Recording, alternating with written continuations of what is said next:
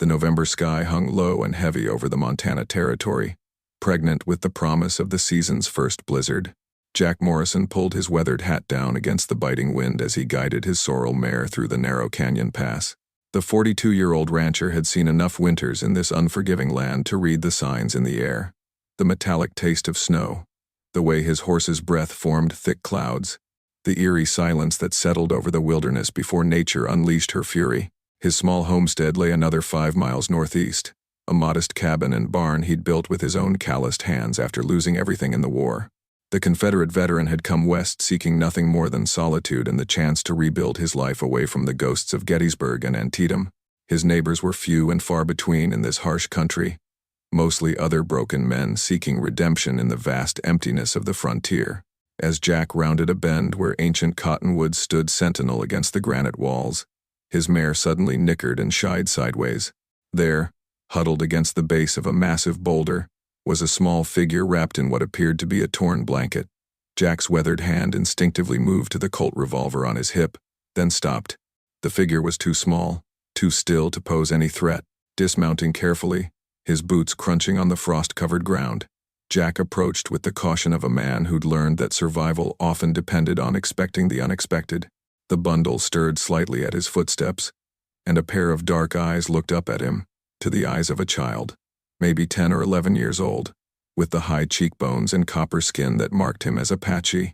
The boy's lips were blue with cold, his small body shivering uncontrollably beneath the inadequate covering.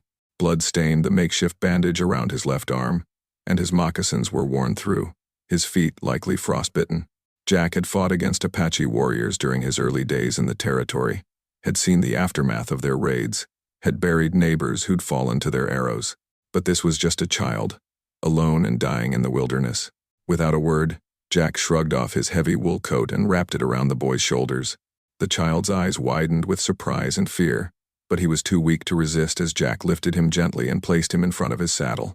The first snowflakes began to fall as they headed toward the distant homestead, fat and lazy at first, then with increasing intensity as the wind picked up and howled through the canyon walls.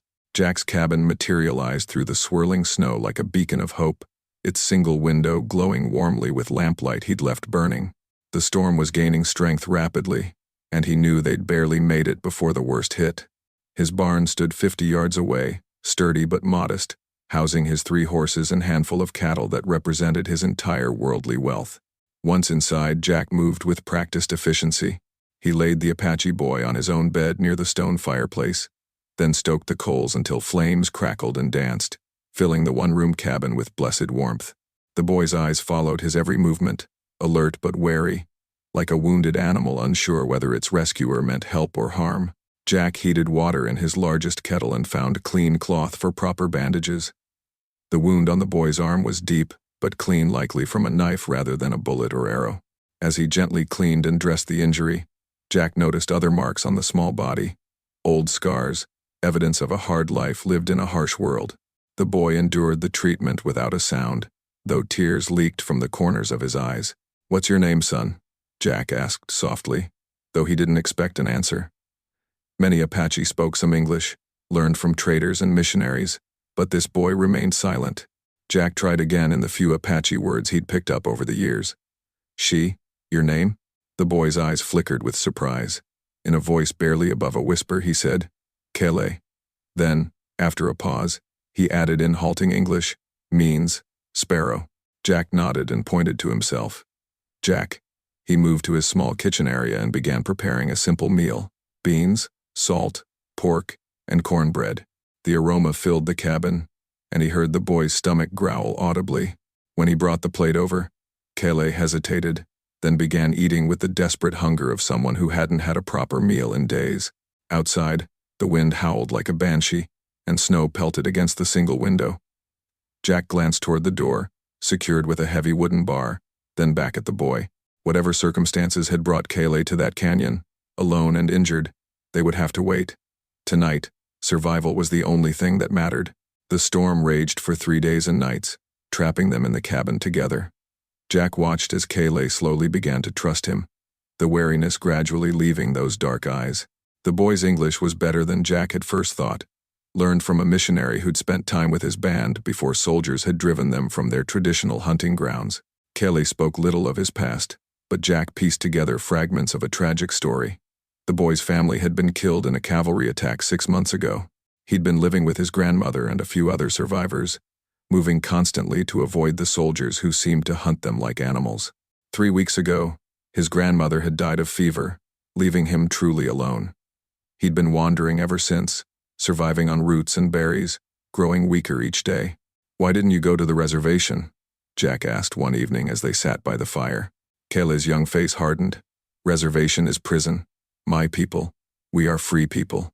Better to die free than live in cage." Jack understood that sentiment better than most. He'd felt the same way when he'd come west, seeking freedom from the memories and expectations that had caged his spirit back in Virginia. He began teaching Kele simple chores around the cabin, showing him how to tend the fire, prepare meals, and care for the animals when the storm finally broke. On the 4th morning, Jack woke to unusual silence. The wind had stopped, and pale sunlight filtered through the window. When he opened the door, he found a world transformed by snow-pristine white drifts that reached nearly to the roof of his barn. His horses nickered from their stalls, and he knew they'd need hay and water soon. Kele stood beside him, still wrapped in Jack's coat, which hung nearly to his ankles. The boy stared across the white landscape toward the mountains where his people had once roamed freely. Jack saw the longing in those dark eyes, the pull of ancestral lands and vanished family.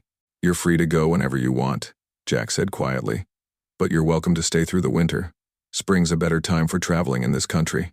Kele looked up at him with an expression that seemed far too mature for his young face. "You would trust Apache boy in your house?" Jack met his gaze steadily. "I'd trust you, Kele. There's a difference." Winter settled over the territory with the permanence of a long siege, and Jack found his solitary life transformed by the presence of his unexpected guest. Kele proved to be quick-witted and eager to learn, absorbing Jack's lessons about frontier survival with the natural intelligence of someone born to this harsh land. The boy had an intuitive understanding of animals, calming Jack's skittish mare with gentle touches and soft Apache words that seemed to reach something deep in the horse's spirit. Christmas came and went unmarked except for Jack's decision to share his precious supply of coffee and sugar with the boy. Kele had never celebrated the white man's holiday, but he watched with quiet curiosity as Jack read aloud from his worn Bible, the only book in the cabin. In return, Kele shared stories from his own tradition, tales of Coyote the Trickster, of how the world was made, of the spirits that lived in every mountain and stream. As January's bitter cold gave way to February's marginally warmer days, Jack began to see changes in the boy. Kele's wounded arm healed completely, and proper food had filled out his thin frame. More importantly, the haunted look had begun to fade from his eyes, replaced by something that might almost be called contentment. He'd started calling Jack by name instead of the formal Mr., and sometimes Jack caught him humming Apache songs as he worked. The partnership that developed between them felt natural, inevitable. Kele's sharp eyes often spotted things. Jack missed the tracks of a wolf prowling near the barn, the first subtle signs that a cow was about to calve, the barely perceptible changes in weather that preceded the next storm. In return, Jack taught him to read simple words, to handle tools, to understand the rhythms of ranch life. One evening in late February, as they sat by the fire after a day of breaking ice on the water troughs, Kele spoke the words Jack had been dreading to hear. "Spring comes soon. Ice melts in high places. I can travel." Jack nodded, trying to keep his expression neutral even as something twisted in his chest. He'd grown attached to the boy in ways he hadn't expected, had come to think of him almost as the son he'd never had. But he wouldn't cage a free spirit no matter how much he'd come to cherish the companionship. "Where will you go?" he asked. Kele stared into the flames. "Find my people. If any still live free in the mountains, I will find them." March brought the first tentative signs of spring's arrival, and with it, a restlessness in Kele that Jack recognized all too well. The boy spent hours staring toward the distant peaks where snow was beginning to retreat from the lower slopes, his dark eyes filled with an ancient longing that no amount of comfort or safety could fully satisfy. Jack had seen the same look in the eyes of caged eagles, and he knew the time of parting was drawing near. On a particularly warm morning when the air carried hints of grass and wildflowers, Jack made a decision that surprised even himself. He saddled his mare and the gentle gelding he'd been training, then loaded a pack horse with supplies, dried beef, flour, coffee, blankets, and his spare rifle with ammunition. "What are you doing?" Kele asked, watching from the cabin doorway. "Going with you," Jack replied simply. "At least until you find sign of your people. This country's still dangerous for a boy traveling alone." Kele's eyes widened with surprise, then narrowed with suspicion. "Why? You have good life here. Safe." Jack paused in his packing, considering how to explain something he wasn't entirely sure he understood himself. "Maybe I'm tired of being safe," he said finally. "Maybe I owe something to the world, to try and do right by someone who needs help." They left the next morning, Jack's cabin locked and secured behind them. He'd arranged with his nearest neighbor, old Pete Garrison, who lived 10 miles south, to check on the place periodically. As they rode toward the high country, Jack felt a mixture of anticipation and anxiety he hadn't experienced since his first days in the territory. Kele proved to be an excellent trail companion, reading sign and choosing routes with an instinct that amazed Jack. The boy knew this country in ways that went beyond mere geography. He understood the spiritual landscape, the sacred places, the hidden paths that his ancestors had traveled for generations. They moved carefully, avoiding the main trails where cavalry patrols might be active, sticking to deer paths and creek beds that offered concealment. On their third day out, they struck the first promising sign, old campfire remains and horse droppings that Kele examined with the intensity of a scholar studying ancient texts. "Apache ponies," he confirmed, his voice tight with excitement. "Maybe 2 weeks old." Going north, toward the sacred caves, Jack checked his rifle and scanned the surrounding ridges. If there were Apache in this area, there might also be soldiers hunting them. The territory's uneasy peace was always fragile, balanced on a knife's edge between coexistence and open warfare. They followed the trail higher into the mountains, through stands of pine and aspen that whispered with wind and hidden life. Jack found himself seeing the landscape through Kele's eyes, noticing details he'd never perceived before, the way certain rock formations held spiritual significance. The subtle signs that indicated water sources, the ancient pictographs that told stories of hunts and visions from generations past. On the 5th day, they crested a ridge and looked down into a hidden valley where a thin column of smoke rose from what appeared to be a concealed camp. Kele's entire body tensed with excitement and fear. Through Jack's field glasses, they could see perhaps 20 Apache moving about their daily routines, women tending fires, children playing, men working on weapons and equipment. "My uncle," Kele whispered, pointing to a tall figure near the largest shelter. "My father's brother. He lives, but their reunion would have to wait." As they prepared to descend toward the camp, Jack spotted movement on the opposite ridge, the distinctive silhouettes of cavalry soldiers positioning themselves for an attack. At least 30 troopers, maybe more, with rifles and what looked like a mountain howitzer positioned to command the valley floor. "They're going to attack the camp," Jack said grimly. "We have to warn them." Kele was already moving, scrambling down the steep slope with the sure-footed agility of someone born to this terrain. Jack followed as best he could, leading their horses and trying not to start a rock slide that would alert the soldiers to their presence. Time was running out. He could see the cavalry officer raising his field glasses, studying the camp below, preparing to give the order that would turn the peaceful valley into a killing ground. They reached the valley floor just as the first Apache sentries spotted them. Warriors materialized from concealment with weapons ready, but Kele called out in rapid Apache, identifying himself and explaining the danger. The response was immediate and efficient. The band began breaking camp with practiced speed, gathering their few possessions and preparing to flee deeper into the mountains. Jack found himself face to face with Kele's uncle, a weathered man named Nietzsche whose eyes held the accumulated wisdom and sorrow of his people's struggle. The Apache leader studied Jack intently, then spoke in careful English. "You risk much for Apache boy." "Why?" Before Jack could answer, the first rifle shots echoed from the ridge above. The attack had begun. Chaos erupted in the hidden valley as cavalry bullets whistled overhead, and the mountain howitzer boomed its deadly message.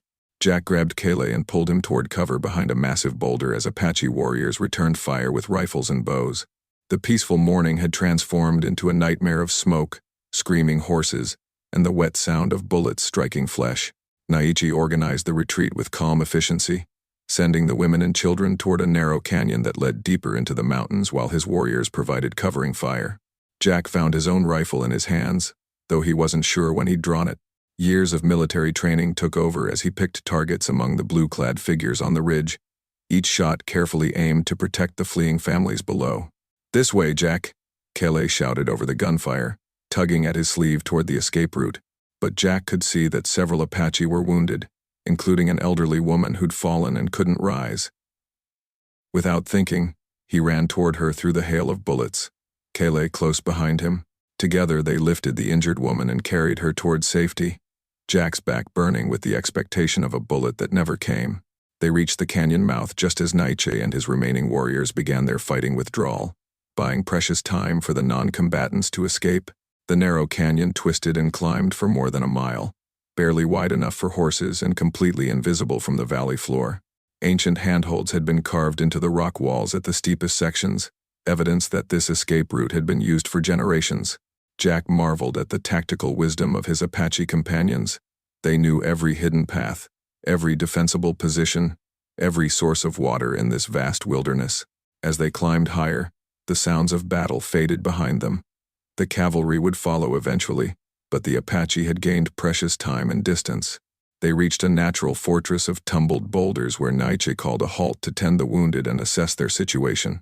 Jack found himself accepted without question into their council, his actions in the valley having earned him a place among the warriors. As the Apache discussed their options in their own language, Kele translated for him, and Jack gradually understood the desperate nature of their situation.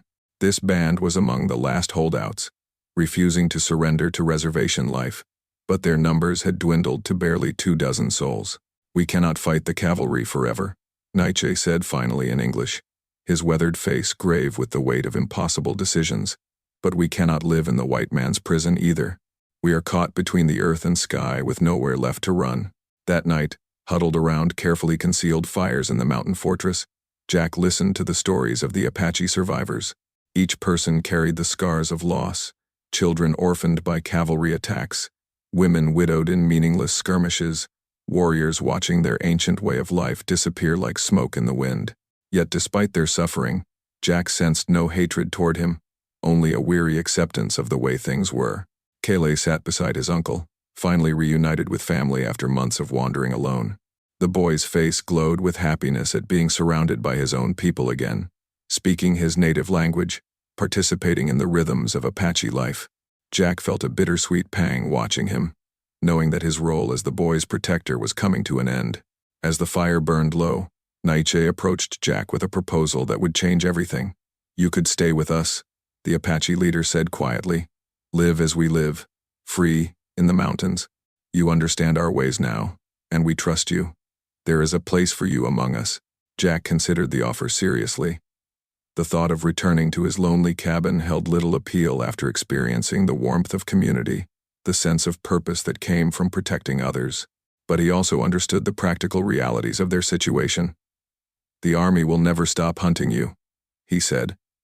"How long can you survive up here?" "Until we can't," Nietzsche replied with simple dignity. "But we will be free." Jack made his decision before dawn. As the stars began to fade over the eastern peaks, he would return to his homestead, but not to resume his old life of isolation. Instead, he would use his position as a white settler to help the Apache in whatever ways he could, providing information about troop movements, supplies when possible, and serving as an intermediary if peace negotiations ever became possible. Kele listened to Jack's plan with mixed emotions clearly visible on his young face. "You go back to cabin? Live alone again?" "Not alone," Jack said, surprising them both. "I want you to come with me, Kele, at least for the winter months when traveling is hardest. You could be a bridge between our peoples, help us understand each other better." The boy looked toward his uncle, torn between the family he'd finally found and the man who'd saved his life. Nietzsche studied them both for a long moment, then placed a weathered hand on his nephew's shoulder. "The boy chooses his own path," he said. "But know this, Jack Morrison, by saving one Apache child, you have saved part of our future. That debt can never be fully repaid." The journey back to Jack's homestead took on the quality of a pilgrimage, each mile bringing them closer to a new chapter in both their lives. Kele had chosen to return with Jack, but not permanently. He would spend the harsh winter months learning more about the white man's world, then rejoin his people when spring made mountain travel possible again. It was a compromise that satisfied no one completely but offered the best hope for survival. They reached the cabin in late March to find it exactly as they'd left it, though mice had gotten into the grain stores and would need to be dealt with. As they settled back into the familiar routines of ranch life, Jack noticed subtle changes in how Kele moved through the space, more confident now, more willing to suggest improvements or point out problems. The boy was no longer a frightened refugee but a partner in their shared enterprise. Word of Jack's extended absence had spread among the scattered settlers in the region, along with rumors about his mysterious companion. Some neighbors viewed Kele with suspicion and fear, seeing only his Apache heritage and choosing to ignore his youth and obvious intelligence. Others, like old Pete Garrison, accepted the boy's presence with the pragmatic tolerance common to frontier life. The spring of 1883 brought new challenges and unexpected opportunities. Jack expanded his modest ranch operation, adding more cattle and improving his facilities with Kele's help. The boy proved to have an intuitive understanding of animal behavior that served them well in managing livestock. More importantly, his knowledge of Apache customs and territory helped Jack navigate the complex politics of the region. As summer arrived, Kele began to grow restless again, his eyes turning toward the mountains where his people maintained their precarious freedom. Jack could see the internal struggle playing out, the boy's loyalty to him warring with the deeper call of blood and tradition. They talked about it openly one evening as they watched the sunset paint the distant peaks in shades of gold and crimson. "I have to go back to them," Kele said quietly.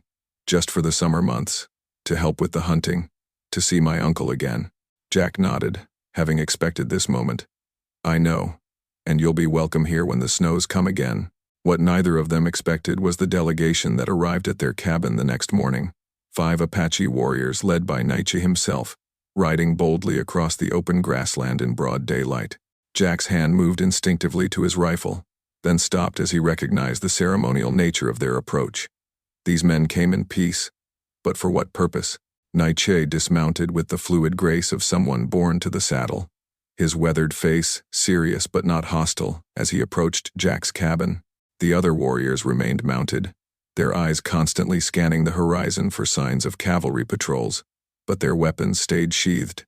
Kele ran to greet his uncle with obvious joy, chattering rapidly in Apache as Jack prepared coffee and tried to understand this unexpected development. "We have come to honor a debt," Nietzsche explained once they were seated around Jack's rough wooden table. "You saved our people in the valley. You gave shelter to a lost child. Among the Apache, such acts create obligations that must be fulfilled." Jack felt uncomfortable with the formal tone. "I did what any decent person would do. No payment necessary." "Nevertheless," Nietzsche continued, "we have watched your ranch through the summer. We see how hard you work, how little you have. Your barn is small, your corral's in need of repair. This we can fix." Over the next 3 days, Jack witnessed something unprecedented in the territory's violent history. Apache warriors worked alongside him from dawn to dusk, using skills passed down through generations to completely rebuild his modest farm operation. They constructed a new barn twice the size of the old one, using traditional techniques adapted for modern needs. The structure rose like a living thing from the prairie, solid enough to withstand the fiercest winter storms yet graceful in its proportions. Neighbors rode out to witness the spectacle, some hostile, others merely curious. Old Pete Garrison sat his horse at the edge of Jack's property for hours, watching Apache and white men work side by side without conflict. "Never thought I'd see the day," he muttered, shaking his grizzled head in amazement. But the barn was only the beginning. The warriors repaired fences, improved water systems, and constructed corrals that would contain the wildest Mustang. They worked with the quiet efficiency of men who understood that their time was limited and their purpose vital.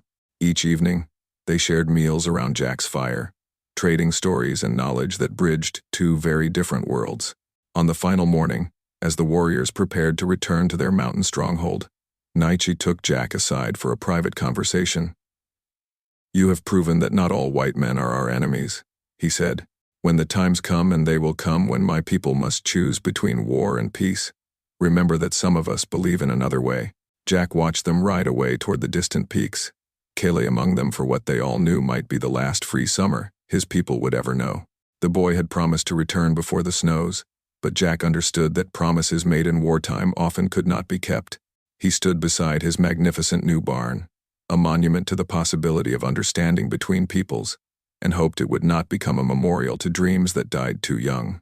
Winter came early that year, harsh and unforgiving, but Jack no longer faced it alone. Kele returned as promised, bringing with him news that Nietzsche's band had finally negotiated a peaceful surrender, accepting reservation life in exchange for guarantees of safety for their families. The age of the free Apache was ending, but it was ending with dignity rather than destruction. As Jack and Kele settled in for another winter together, the older man reflected on how much his life had changed since that snowy day when he'd found a dying boy in a canyon. He'd gained a son, learned to see the world through different eyes, and discovered that acts of simple kindness could echo across cultures and generations in ways impossible to predict. The barn stood solid against the winter winds, its massive beams a testament to what could be built when enemies chose to work together instead of fighting. And in the spring, when Kele left again to help his people adjust to their new life on the reservation, Jack knew the boy would return. They had become family in the truest sense, bound not by blood but by choice, by shared hardship, and by the recognition that love can flourish even in the harshest places. Years later, when historians wrote about the Apache Wars and the settling of the Montana Territory, they would focus on the battles and treaties, the military campaigns, and political maneuvering. But they would miss the smaller story, the one that mattered most, how a Confederate veteran and an Apache boy proved that redemption was possible, that understanding could bridge any divide, and that sometimes the greatest victories were won not with guns and cavalry, but with coffee shared around a kitchen table and barns built together under the vast Montana sky. The legacy lived on in the children Kele would eventually raise, in the stories they told about the white man who risked everything to save an Apache boy, and in the magnificent barn that stood for decades as proof that enemies could become family when they chose to see each other's humanity instead of their differences.